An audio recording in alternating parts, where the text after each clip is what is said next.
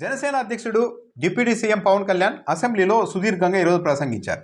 తన ప్రసంగాన్ని జగన్మోహన్ రెడ్డి నామస్మరణతోనే మొదలుపెట్టారు. పైగా తాను చేస్తున్న విమర్శలు, ఆరోపణలు అన్నీ వైసీపీ కంటే ముందు తెలుగుదేశం పార్టీకి తగులుతాయి అని ఆయనకు అనిపించలేదేమో. బహుశా చరిత్ర మీద ఆ స్థాయిలో ఇంకా ఆయన పట్టు సాధించినట్టుగా కూడా లేరు. ఆయన చేసిన కొన్ని వ్యాఖ్యలు చూస్తే, ఇంకోసారి గవర్నర్కు మర్యాద ఇవ్వని పార్టీ అధికారంలోనికి రాకూడదు అంటే, నిన్న గవర్నర్ని విపరీతంగా అవమానించేశారట వైసీపీ వాళ్ళు అసెంబ్లీలో ఉండేదే కొన్ని నిమిషాలు నిరసన తెలిపారు, వెళ్ళిపోయారు. చాలా ఘోరంగా అవమానించారంటే ఎప్పుడు చూడలేదంట పవన్ కళ్యాణ్ గారు చెప్తున్నది. పవన్ కళ్యాణ్ గారు 2011లో అసెంబ్లీలో, ఇంకా ఉమ్మడి అసెంబ్లీలో ఆ రోజు తెలుగుదేశం పార్టీ సభ్యులు నాటి గవర్నర్ నరసింహన్ మీద కొట్టేంత పని చేశారు. చివరకు గవర్నర్కి వ్యక్తిగత భద్రతా సిబ్బంది అసెంబ్లీలోనికి పరుగున వచ్చి గవర్నర్ని కాపాడుకోవాల్సి వచ్చింది. ఒకసారి చరిత్ర తెలుసుకోండి. 2011లో గవర్నర్ ప్రసంగం కొనసాగుతుండగానే ఇప్పుడు తెలంగాణ సీఎంగా ఉన్న రేవంత్ రెడ్డి, అప్పుడు తెలుగుదేశం పార్టీ ఎమ్మెల్యే, ఆయన మరో 3 తెలుగుదేశం పార్టీ ఎమ్మెల్యేలు నేరుగా పోడియం మీదకి వెళ్ళి గవర్నర్ మాట్లాడుతుంటే ఆయన కుర్చీని తీసి పక్కన పడేశారు. గవర్నర్ని పట్టి లాగేయబోయారు. వెంటనే అప్రమత్తమైన మార్షల్స్, గవర్నర్ భద్రతా సిబ్బంది వచ్చి ఆ రేవంత్ రెడ్డిని, ఆ ముగ్గురిని అందరినీ పక్కకు పంపించాల్సి వచ్చింది. ఇది Telugu Desam party training. Telugu Desam party అధికారంలో ఉన్నప్పుడు, వాళ్ళు కావాలన్నప్పుడు, లేదు గవర్నర్ని అవమానించాలన్నప్పుడు ఆ స్థాయిలోకి వెళ్తారు వాళ్ళు. సరే, అదొకటే ఉదంతమా? ఓటుకు నోటు కేసులో దొరికినప్పుడు గవర్నర్ నరసింహన్ మీద ఓ రేంజ్లో చంద్రబాబు నాయుడు విరుచుకుపడ్డారు, నాకు సహకరించడం లేదు అని. ఓటుకు నోటు కేసులో నన్ను ఏమో చేస్తారని చెప్పి హైదరాబాద్లో సెక్షన్ 8 అమలు చేయాలని డిమాండ్ చేశారు చంద్రబాబు నాయుడు. అందుకు గవర్నర్ ఒప్పుకోలేదు. అలాంటి పరిస్థితి లేదు, శాంతి భద్రతల సమస్య ఏం లేదు అది హైదరాబాద్లో అని చెప్తే, గవర్నర్ మీద ఏ స్థాయిలో తెలుగుదేశం పార్టీ వాళ్ళు చంద్రబాబు నాయుడుతో సహా విరుచుకుపడ్డారో తెలుసా? అప్పట్లో గవర్నర్ని ఎంతగా అవమానించారో తెలుసా? 2018లో బీజేపీతో విడిపోయిన తర్వాత ఇక ఏకంగా గవర్నర్ వ్యవస్థే తొలగించాలని డిమాండ్ చేసిన వ్యక్తి చంద్రబాబు నాయుడు గారు. కర్ణాటక, తమిళనాడులో ఈ గవర్నర్ల వ్యవస్థను అడ్డుపెట్టుకొని ఆ రాష్ట్రాన్ని నాశనం చేశారు. ఇప్పుడు ఏపీకి కూడా వస్తున్నారు. ఈ గవర్నర్ ద్వారా నరేంద్ర మోడీ మన రాష్ట్రాన్ని నాశనం చేయాలనుకుంటున్నారని మాట్లాడిన వ్యక్తి మన ముఖ్యమంత్రి చంద్రబాబు నాయుడు గారు. ఈ వ్యవస్థకు వ్యతిరేకంగా పోరాడిన పార్టీ మాది అని కూడా ఆ రోజు గుర్తు చేసుకున్నారు. 2018లో గవర్నర్ వ్యవస్థ ఉండడానికే వీల్లేదు ఇది అని మాట్లాడారు. గవర్నర్ని ఇండైరెక్ట్గా బ్రోకర్ అని మాట్లాడారు తెలుగుదేశం పార్టీ వాళ్ళు అప్పట్లో. గవర్నర్ ఏపీలో మిగిలిన రాజకీయ పార్టీలన్నింటినీ తెలుగుదేశం పార్టీ ప్రభుత్వానికి వ్యతిరేకంగా ఏకం చేస్తున్నారంటూ 2018లో గవర్నర్ని ఒక మధ్యవర్తిగా, ఒక బ్రోకర్గా అభివర్ణించిన పార్టీ తెలుగుదేశం పార్టీ. ఇవన్నీ తెలియకపోతే ఎట్లా? జగన్మోహన్ రెడ్డి మీద విశాఖలో దాడి జరిగినప్పుడు ఎయిర్పోర్ట్లో గవర్నర్ నేరుగా డీజీపీకి వివరాలు తెలుసుకునేందుకు ఫోన్ చేస్తే, నేను ఇంత ముఖ్యమంత్రిని ఉండగా డైరెక్ట్గా గవర్నర్ డీజీపీకి ఎలా ఫోన్ చేస్తారు?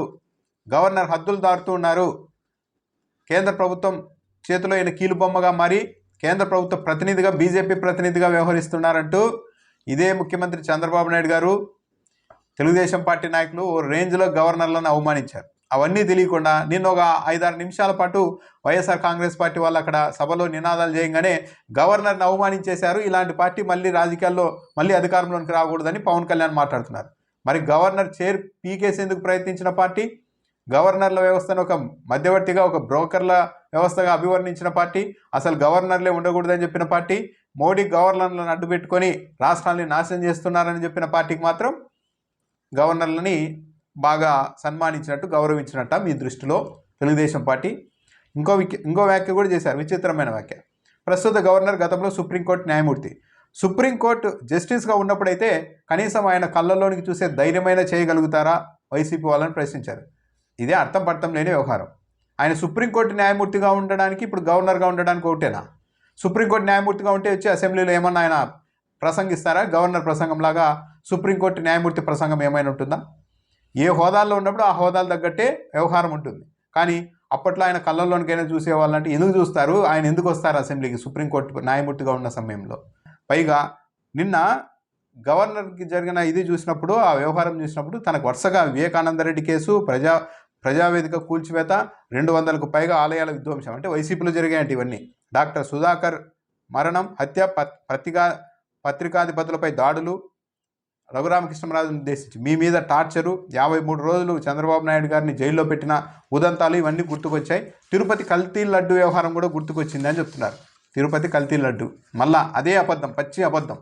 అయోధ్యకు కూడా ఈ జంతువుల కొవ్వుతో చేసిన నెయ్యిని తీసుకెళ్లారని ఒక పచ్చి అబద్ధం చెప్పారు.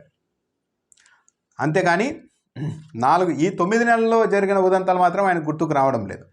ఏ తప్పు మా వైపు నుంచి ఏ తప్పు లేకపోయినా నిన్న జరిగిన దానికి, సభలో జరిగిన దానికి గవర్నర్కు ప్రభుత్వం తరఫున క్షమాపణలు చెబుతున్నామని పవన్ కళ్యాణ్ చెప్పారు. పవన్ కళ్యాణ్ తాను చేసిన తప్పులకి, తాము చేస్తున్న తప్పులకి క్షమాపణ చెప్పారు. సంబంధం లేని అన్నిటికీ క్షమాపణలు చెప్పి ఒక పెద్ద ఉన్నతమైన వ్యక్తిగా ఒక ఇంప్రెషన్ ఇచ్చుకునేందుకు ప్రయత్నిస్తూ ఉంటారు. పవన్ కళ్యాణ్ సారీ చెప్పాల్సి వస్తే ఎవరికి చెప్పాలి? గ్రూప్ 2 వాళ్ళకి చెప్పాలి. గ్రూప్ 2 అభ్యర్థులకి మన అంతా ఆడుకుంది కదా, మీ గవర్నమెంట్ అంతా ఆడుకుంది కదా ప్రభుత్వం, వాళ్ళకి సారీ చెప్పాలి. సుగాలి ప్రీతి తల్లిదండ్రులకైనా ఇప్పటికైనా సారీ చెప్పాలి. అవునమ్మా, నేను రాజకీయం కోసం గత 5 ఏళ్ళ కేసును వాడుకున్నాను, ఇప్పుడు అధికారంలో ఉన్నా కూడా ఏం చేయలేకపోతున్నందుకు సారీ అని చెప్పాలి. 35,000 మంది మహిళల్ని అమ్మేశారు, దేశం దాటించేశారంటూ వాలంటీర్ల వ్యవస్థ మీద, వాలంటీర్ల మీద, వాళ్ళు మనుషులే, వాళ్ళు పిల్లలే, వాళ్ళ మీద అంత తీవ్రమైన ఆరోపణలు చేసినందుకు కనీసం ఇప్పటికైనా వాళ్ళకన్నా సారీ చెప్పాలి. చెప్తారా? అవన్నీ ఏమీ చెప్పరు.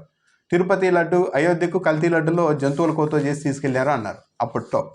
కానీ ఆ తర్వాత ఏం జరిగింది?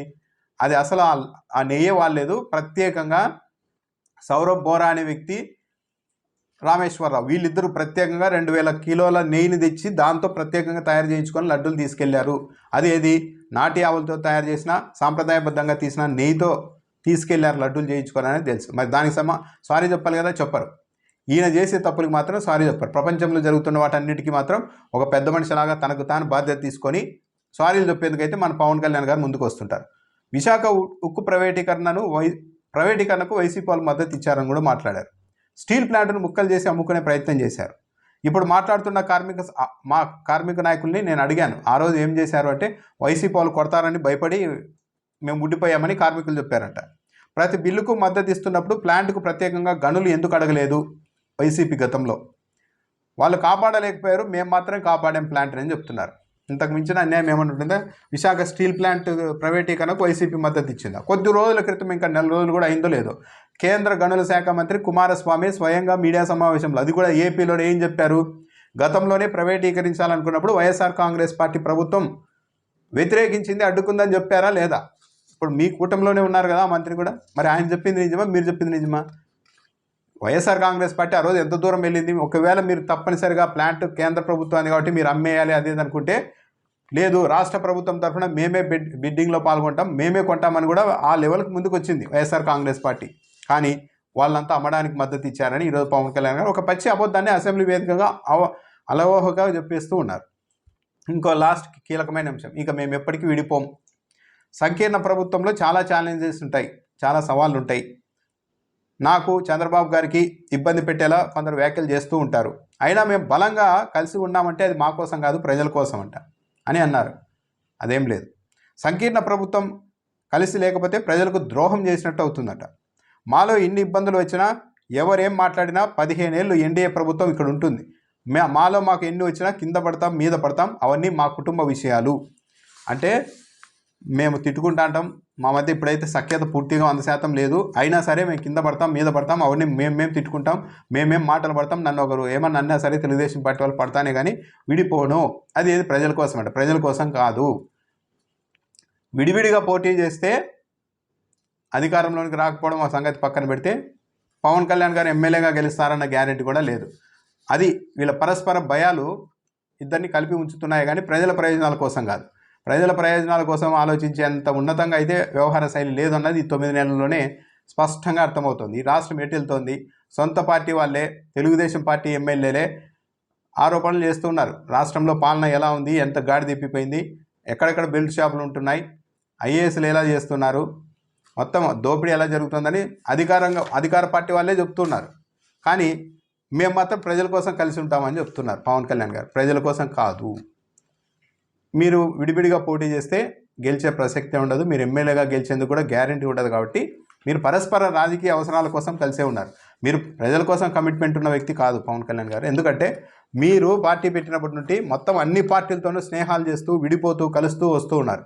అంటే ఏది పచ్చి రాజకీయ అవకాశవాదంతోనే పొత్తులు, స్నేహాలు ఉంటున్నాయి కానీ ఒక స్థిరత్వం అంటే ఎక్కడ లేదు. పైగా పూర్తి భిన్నమైన సిద్ధాంతాలు ఉన్న పార్టీలతో కూడా మీరు కలవడం, విడిపోవడం చేస్తూ ఉన్నారు. చెగుబీరా అన్నారు, ఇప్పుడేమో కాషాయం అంటున్నారు. సిపిఎం, సిపిఐ మాయావతితో కలిశారు. వాళ్ళని ఎన్నికల్లో ఓడిపోగానే వాళ్ళని పక్కన పడేసేసి కనీసం ఒక 6 నెలలు నాకపోతే ఏమనుకుంటారో అనేది కూడా లేకుండా వెంటనే మళ్ళీ కాషాయం కట్టేసి బీజేపీలోనికి వెళ్ళిపోయారు. మళ్ళీ మొన్న టీడీపీతో కలిశారు. ఇప్పుడు మేము మాత్రం కలిసే ఉంటామని చెప్తున్నారు.